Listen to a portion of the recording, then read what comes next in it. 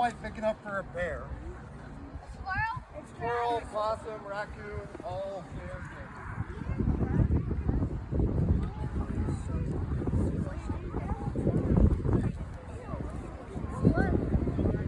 Our poor white squirrel just can't catch a break.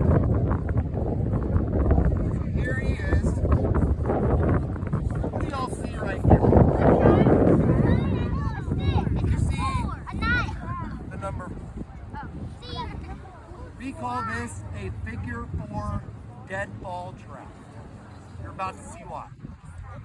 On this end of the stick, underneath the rock, is where I would put the bait. Nowadays, well, let's go back. I would either use animal fat, berries that I've crushed up, like I wouldn't even waste honey on a trap. But nowadays, what's the best thing to bait your traps with? Nice and loud.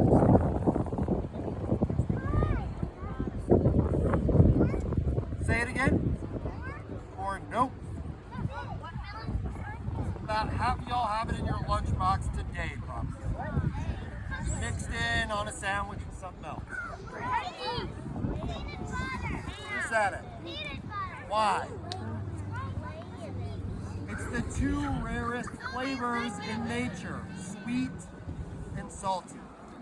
You go in the gas station, get every snack and drink in there. It's one of 2 flavors, sweet or salty.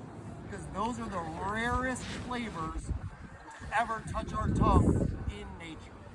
Salty comes from a fat animal, an animal that has been extremely successful, so successful that they were able to put on extra calories, that you were able to kill them and eat their extra calories. And that is delicious. Animal fat is the tastiest.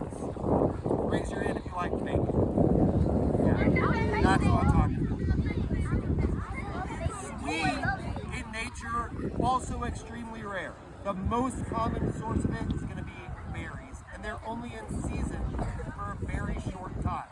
So throughout the year, most of your diet is pretty plain until you get a fat animal or a bunch of berries.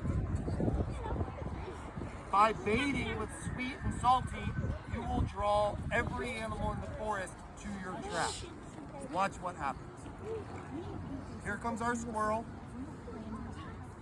He smells that goodness on the end of the stick, and he's gonna come up and sniff it, and he's gonna look around and make sure there's not a predator watching him, waiting in the wings for him to just drop his attention for a second, and they eat him. Luckily, he doesn't see any other coyotes or anything. And he goes, cool, I'm gonna take a little nibble of this thing right here. So what happens? He's dead. This giant rock fell on his head, and now, when I come back by, what's waiting on me but my pre-tenderized squirrel?